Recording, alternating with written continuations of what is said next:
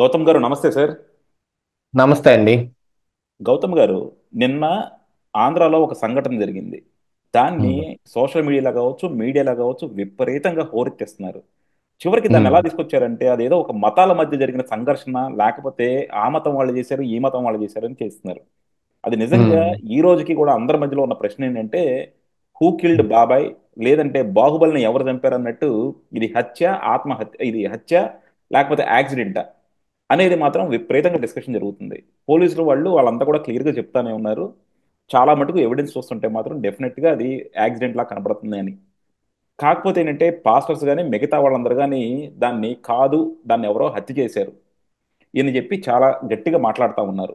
And మనం వీళ్ళు చేస్తున్న హడావడికి మనం చూసాం. అది లోకేష్ గారు కావచ్చు, చంద్రబాబు గారు కావచ్చు, అనిత గారు కావచ్చు, వాళ్ళందరూ కూడా దాని గురించి చెప్పాల్సిన పరిస్థితి తీసుకొచ్చారు. ఏం సార్ అసలు నిజంగా దీని వెనకాల కుట్ర ఏంటి? అంటే ఆ జరిగిన యాక్సిడెంట్ ని ఒక ఒక మతం వాళ్ళు కావచ్చు, లేదంటే ఒక పార్టీ వాళ్ళు కావచ్చు, ఏమైనా వాడుకుంటున్నారా? జనాల్లో మత విద్వేషాలు రెచ్చగొట్టడానికి ఏమైనా ఉపయోగించుకుంటున్నారా అన్న కోణంలో ఏమన్నా డౌట్ వస్తుంది సార్. మీరేమంటారు? ఆబ్వియస్లీ ఏదైనా ఒక ఇన్సిడెంట్ జరిగినప్పుడు దాని మీద కొంత అనుమానాలు రేకెత్తించే వాళ్ళు కొంతమంది ఉంటారు. దానికి పూర్వపు కొన్ని కారణాలు ఉంటాయన్నమాట. ఇప్పుడు మీరు చెప్పిన ఈ పాస్టర్ ప్రవీణ్ పగడాల, ఈయన కొంచెం క్రిస్టియానిటీలో ఎక్సెంట్రిక్ గా మాట్లాడతాడు. ఇంతకు ముందు ఈ కొన్ని హిందూ సంఘాలు కూడా ఈ గత ఈ దశాబ్ద కాలంలో కొంత బాగా ఎక్కి రావటం చూసాం. పాస్టర్స్, మినిస్ట్రీస్ ఇవన్నీ చానాళ్ళు బట్టి ఉన్నాయే.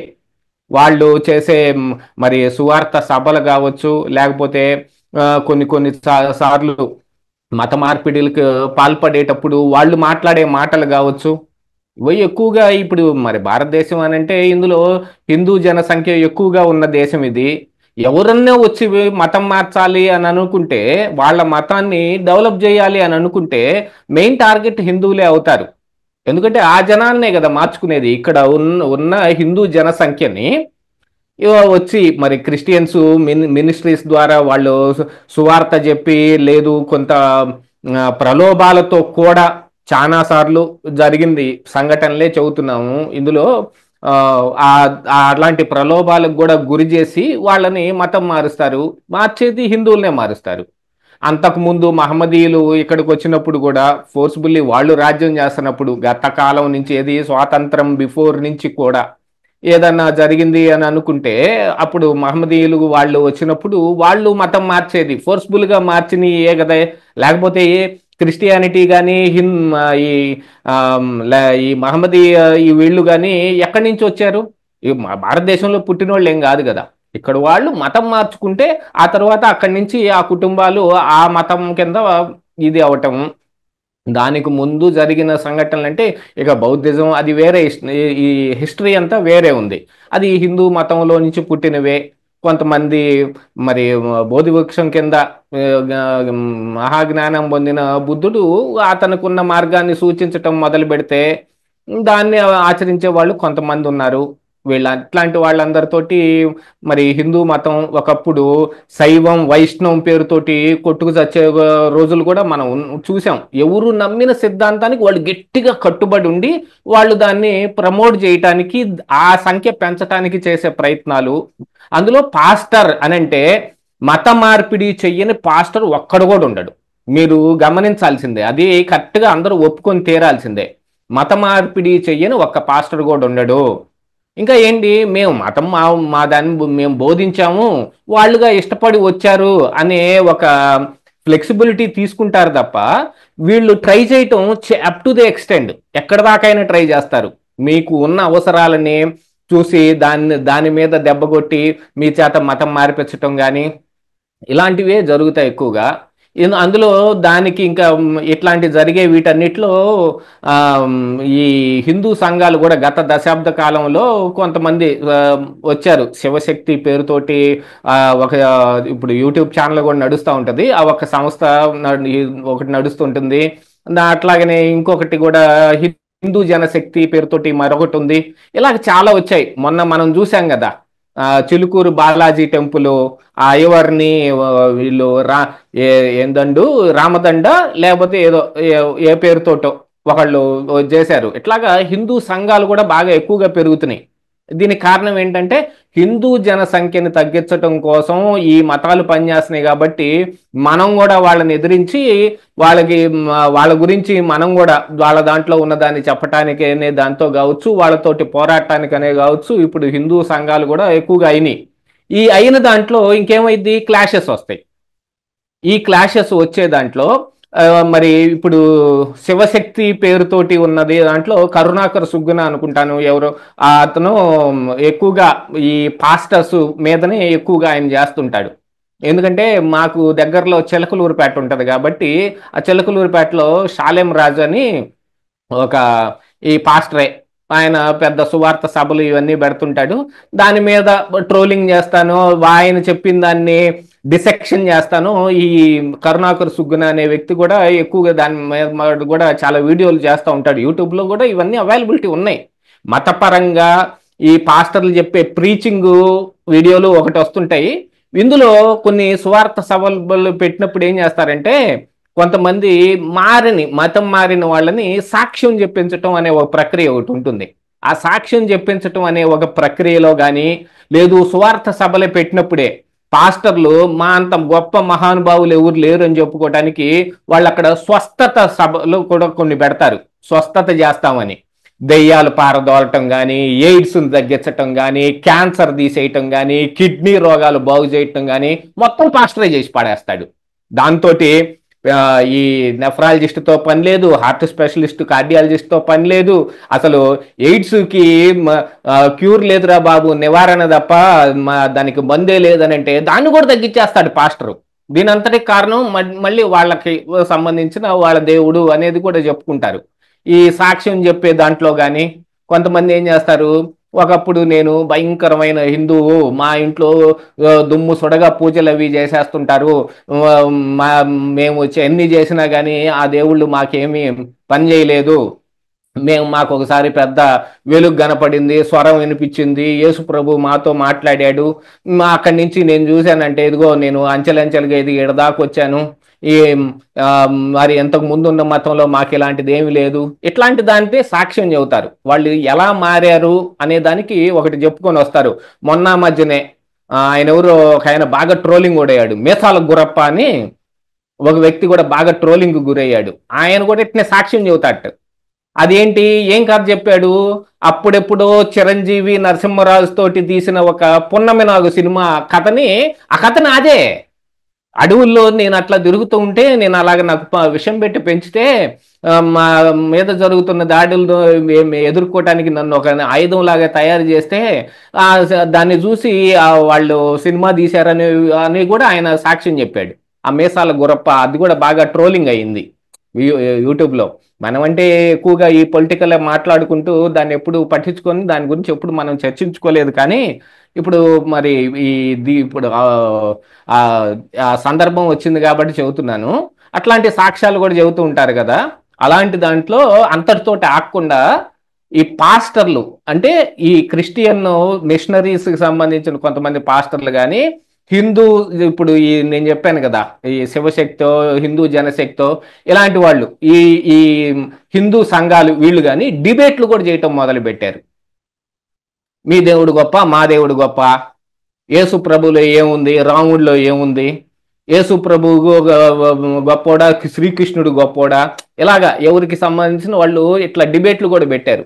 అలాంటి ఒక డిబేట్లో నేను అనుకుంటాను ఒకసారి నేను రక్షణ టీవీ అది మన ఈ ఛానల్ ఉంటుంది కదా ఇప్పుడు భక్తి ఛానల్, అట్లాగనే క్రిస్టియన్ ఈ డివోటీ ఛానల్లో ఈ ప్రవీణ్ పగడాల అనే ఒక అతను, ఇంకొక అతను ఎవరో ఒక ఆయన గుడ్ ఆయన ఒక ఆయన ఉంటాడండి, ఆయన బ్రెయిలీ భాషలో మొత్తం ఈ బైబిల్ అంతా చదివేట, ఆయన పేరేదో నాకు గుర్తులేదు. ఆయన వీళ్ళందరూ కలిసి డిబేట్లు కూడా చేశారు అప్పుడు ఈ కరుణాకర్ సుగ్గునార్ లాంటి వీళ్ళతోటి.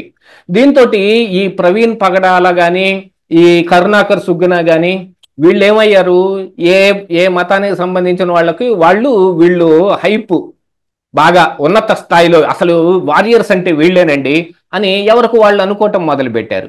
అలాంటి ఒక సందర్భంలో ఇప్పుడు కొన్ని ఇప్పుడు ఇంకొక ఇష్కాను ఒక ఆయన ఉంటాడండి, ఆయన పేరు ఏదో దాస్, హ్మ్. ఆ దాసు ఇందాక ఎవరో నేను ఒక వీడియో చూస్తుంటే ఆ రాధా మనోహర్ దాస్ అని ఉంటాడు. అసలు ప్రవీణ్ పగడాలని కుట్ర చేసి చంపించింది రాధా మనోహర్ దాసి అని ఎవరో వీడియో పెట్టారు.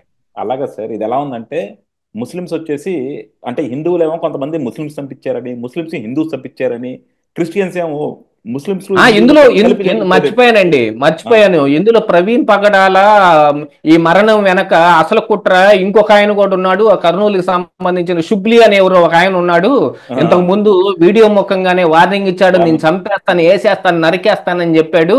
అదే. ఆయనే చేశాడు అని కూడా కొంతమంది మాట్లాడారు. అలాగే సార్, ఇక్కడ ఒక క్వశ్చన్ సార్, అసలు నిజంగా ఏ మతాన్నైనా ఫాలో అవ్వండి. ఇప్పుడు మనం హిందువులు, కొంతమంది ముస్లిమ్స్, కొంతమంది క్రిస్టియన్స్.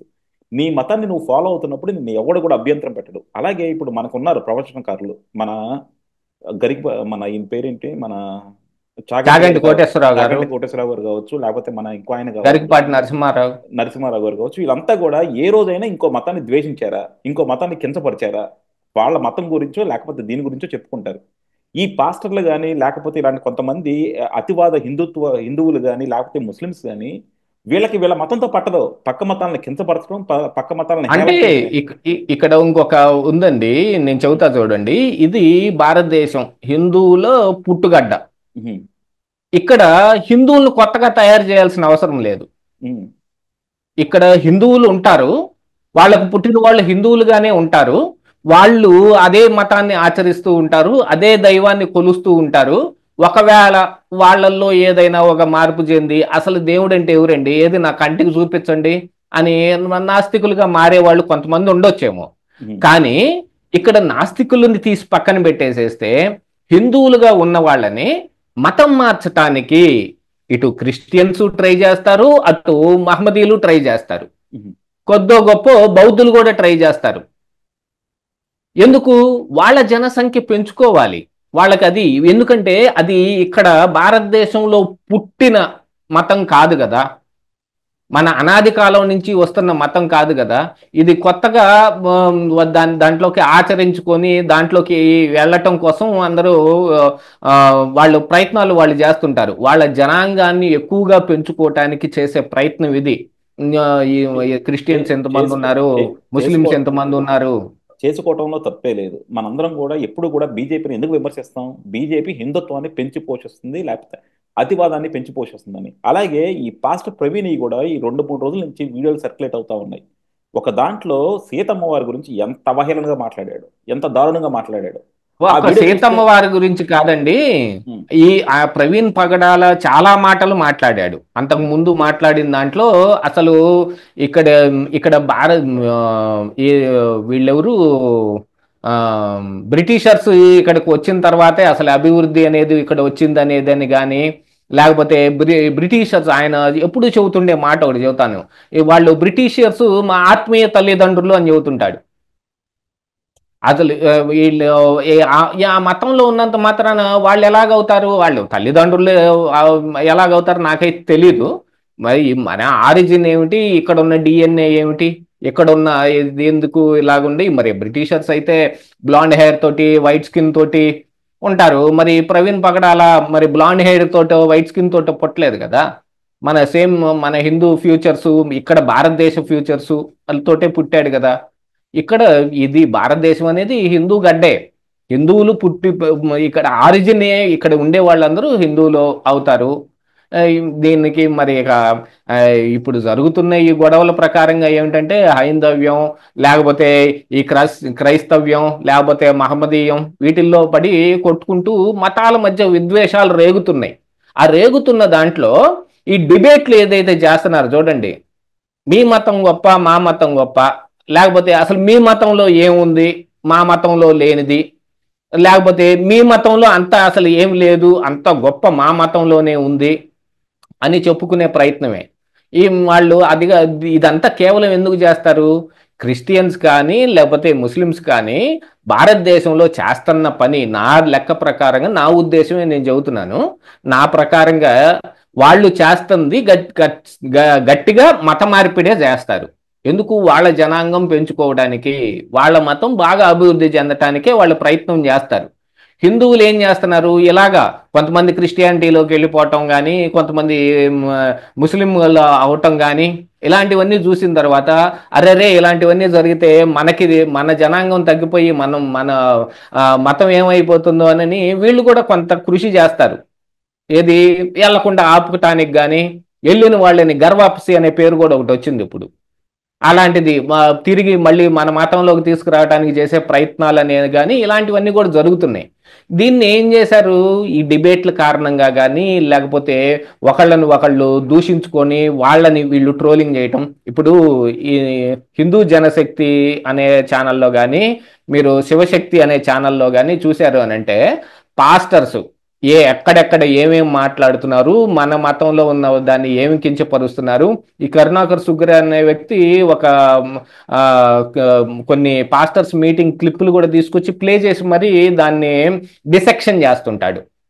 అదే ట్రోల్స్ వాటన్నిటిని ఏదో టెస్ట్ మనీ అని అంటారు, దాని పేరు కూడా భలే విచిత్రంగా పెట్టాడు. టెస్ట్ మనీ ట్రోల్స్ అని పేరు పెట్టాడు కరుణాకర్ సుగ్గున వాటికి. ఆ ట్రోల్స్ అని చెప్పి ఆయన వాటన్నిటిని ఇది తీసే దాంట్లో ఏదో బెల్లంకొండలో ఒక పాస్టర్ ఎవరో ఒక ఆయన ఉన్నాడంట, ఆయన ఈ దయ్యాలు వదలు కొడతాడంట. అసలు దెయ్యం అనేది ఒక అభూత కల్పన, అది ఉందో లేదో అని ఎవరు తేల్చలేకపోయారు. ఆ లేని దయ్యాన్ని ఇప్పుడు ఈ పాస్టర్ గారు వదలగొడతారు. ఆ వదలగొట్టే దాంట్లో ఆ వచ్చి మరి స్కిట్ యూజువల్గా మనకు తెలిసిందే, క్యాన్సర్ బాగొట్టం కానీ అల్సర్ బాగొట్టం కానీ నెత్తి మీద జుట్టు మొలిపియటం కానీ పాస్టర్ ప్రీచింగ్ చేసి ప్రార్థన చేసి ఆయన జుట్టు కూడా మొలిపిస్తాటండి. ఒక పాస్టర్ ఒక ఆయన ఉన్నాడు. ఇంకొక ఆయన అయితే ఇప్పుడు కొబ్బరి నూనెలు అమ్ముకోవటం కానీ ఇలాంటివన్నీ జరుగుతుంటాయి కదా. ఈ ఏసే స్కిట్టుల్లో ఒక అమ్మాయిని తీసుకొచ్చి అమ్మాయి దెయ్యం పట్టింది వదిలిస్తాడు, నేను ఏసునామమున నేను ఈ అమ్మాయికి దెయ్యం వదిలిస్తున్నాను అని అంటే ఆ అమ్మాయి బలికింది ఏమిటి, మాట్లాడిన మాటలు. ఎవరు నువ్వు అని అడిగితే నేను బెజవాడ దుర్గమ్మ అని అంటుంది. అంటే ఇప్పుడు మన ఒక మతంలో ఉన్న ఒక దేవత ఇంకొక మతంలో ఉన్న ఆవిడకి దెయ్యమై పట్టిందా? అది ఎలా వదిలిస్తాడు? దాన్ని ఏ రకంగా చూడాల్సిన అవసరం ఉంది? దాని మీద ఎవరు చర్యలు తీసుకోలేదు ఎంతవరకు. సరే పోతే పోని, ఆయన ఏదో ఆయన స్కిట్ ఆయన వేసుకున్నాడు అని అనుకుంటే, ఇప్పుడు ఈ పాస్టర్ ఈ ప్రవీణ్ పగడాల ఈయన కూడా చాలా మాటలు మాట్లాడాడు. రాముడు కృష్ణుడు అన్నంత నికృష్ణుడు లేడు అన్నట్టుగా వీళ్ళు కూడా చాలా మాటలు మాట్లాడతారు. మరి ఇవన్నీ జరిగినప్పుడు ఏమవుద్ది, ఏదైనా ఒక ఇన్సిడెంట్ జరిగింది అనుకోండి, కర్మజాలక ఒక ఇన్సిడెంట్ ఇప్పుడు జరిగిన దాంట్లో జరిగి ఆయన చనిపోతే ఇంకేమంటారు, ఇక పాస్టర్స్ అందరూ ఒకటే, ఈ హిందువులుగా వీళ్ళందరూ కలిసి మా పాస్టర్ని చంపేశారు, దీనికి కారణం రాధా మనోహర్ దాస్ అనే వాళ్ళు ఒకళ్ళైతే, ఇంకొకళ్ళు ఎవరో ముస్లింకి సంబంధించిన ఆయన ఎవరో హుబ్లీ అంట. ఏంటంటే ఆ ముస్లిం మతం గురించి కూడా ఈ ప్రవీణ్ పగడాలు కొన్ని కామెంట్స్ చేస్తున్నారు. అప్పుడు ఆయన ఒక వీడియో రిలీజ్ చేశాడంట ప్రవీణ్ పగడాల మీద. తర్వాత ఈయన సారీ చెబుతా మరొక వీడియో కూడా మరి రిలీజ్ చేశాడు ఈ ప్రవీణ్ పగడాల కూడా. మరి అందుకని ఆయన చంపాడని కొంతమంది అంటారు. ఇదే మరి నిజం అనేది దేవుడికి ఎరుక. ఇంత ఈ నిజంలో ఇప్పుడు ఎవడి నాటకం వాళ్ళు రక్తి కట్టిస్తున్నారు. ఎంతెందుకండి, మొన్ననే కదా ఎలక్షన్స్ టైంలోనే కదా నోటుకొచ్చిన మాటలు మాట్లాడి పాతకాలంలో ఏమేమి మాటలు మాట్లాడాడో మొత్తం తీసి నానా రచ్చరచ్చ అయ్యి ఇచ్చిన ఎమ్మెల్యే సీటు వదిలేసుకోవాల్సి వచ్చిన రాజేష్ మహాసేన కూడా ఈరోజు వచ్చి పాస్టర్ ప్రవీణ్ది హత్యని అన్నట్టుగా మాట్లాడుతున్నాడు. రాజేష్ మహాసేన గతం కూడా ఉంది కదా. గతం ఇప్పుడు యాక్చువల్గా అతను క్రిస్టియను, అది ఎవడు తెలియందేం కాదు. ఆయన అప్పుడు మాట్లాడిన మాటల్లో కూడా కొన్ని ఆ రకంగానే ఉన్నాయి. వాటిని తీసుకొని వచ్చి ఎలక్షన్ టైంలో తీసుకొని వస్తే మరి పార్టీలు కూడా ఏం చేస్తాయి, దీనివల్ల మనకేమైనా దెబ్బ తగిలిద్దామో అని అనుకున్నప్పుడు వాళ్ళని తీసి పక్కన పెట్టేస్తాయి. ఇప్పుడు ఆ మాటలు మాట్లాడిన కారణానికి ఈరోజు మనం ఈ సీటు కోల్పోయాము అని అనుకోవాలనా, లేదు వీళ్ళందరూ హిందువులందరూ కలిసి నా మీద కుట్ర చేసి దీన్ని నాకు చెడగొట్టారు అని అనుకోవాలనా? మహాసేన ఆ మాట అయితే అనలేదు. కానీ ఈరోజు పాస్టర్ మరణం వచ్చి అది ఖచ్చితంగా ఓ పెద్ద కుట్ర, దాన్ని నిజంగా నిగ్గుదేల్చాలి, అది హత్య అని అంటుంటే ఏదో తేలే వరకన్నా ఆగొచ్చు కదా. కాకపోతే ఏంటంటే ఇక్కడ ఎవరి నాటకం వాళ్ళు రక్తి కట్టిస్తున్నారు, అదైతే అర్థమవుతుంది. హిందువులు ఇప్పుడు ఏమంటారు, ప్రవీణ్ పగడాల వీళ్ళకి వాళ్ళకి ఉన్న ఈ ఆ పాస్టర్స్ కి ఈ హిందూ మతంలో ఉన్న ఈ వీళ్ళకి ఉన్న గొడవల మూలానే చంపేశారు అని మాటలు మాట్లాడుతూ ఉంటే నిజం అనేది ఒకటి బయటకు రావాల్సిందే. వచ్చేదాకన్నా ఆగే ఆ ఉద్దేశాలు ఎవరికి ఉండవు. దాన్ని గట్టిగా ప్రమోట్ చేస్తుంటారు.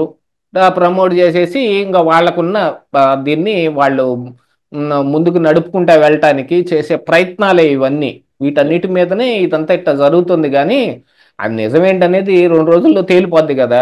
అవును. ఇప్పుడు ఆ పోలీసుల ఇప్పుడు ఆ పోలీసుల్లో ఆ పోస్ట్ మార్టం రిపోర్ట్ కానీ, పోలీసులు తీసుకొచ్చిన సీసీటీవీ ఫుటేజ్లు కానీ, వాళ్ళు చేసే విచారణ కానీ అన్నీ జరిగిన తర్వాత ఇది కుట్ర ఏమి లేదు, ఇది హత్య కాదు, ఇది ఒక యాక్సిడెంట్ అనేదన్నా చెప్పారనుకో మళ్ళీ ఇంకా పెద్ద గొడవలు అవుతాయి.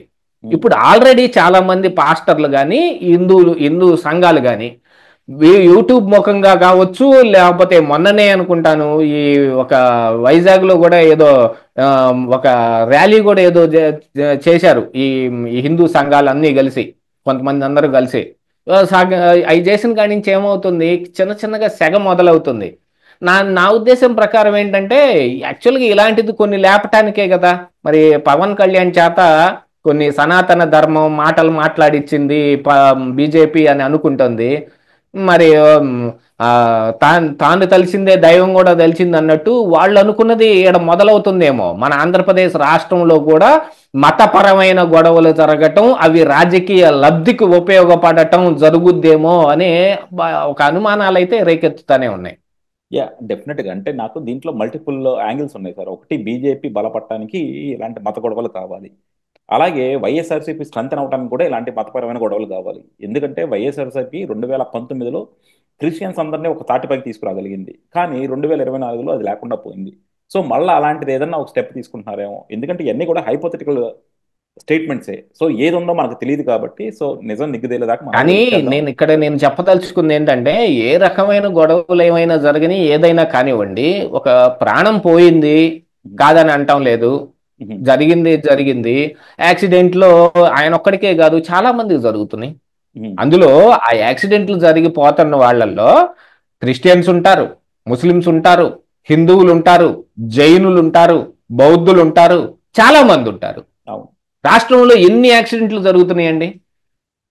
అలాంటిది ఇది ఒక పర్టికులర్గా ఇలాంటిది ఒకటి జరిగింది అనుకో, అప్పుడు ఇలాంటి కొన్ని గొడవలు రేగి కొన్ని ప్రశ్నలు ఉత్పన్నం కాబడతాయి. అవి ఉత్పన్నం అవ్వకపోయినా వీళ్ళే దాన్ని ఉత్ప్రేరకంగా వాడి దాన్ని ఉత్పన్నం చేస్తారు అట్లాంటి ప్రశ్నలు అన్నిటినీ. వాటికి ఏంటంటే మరి చాలా జాగ్రత్తగా ప్రభుత్వమే సమాధానం చెప్పాల్సిన అవసరం ఉంది. ఈ రేగే వాటన్నిటిని బాగా అణిచివేయాల్సిన అవసరం కూడా ఉంది. అందుకనే ప్రభుత్వం ఎప్పుడు సెక్యులర్గా ఉండాలి.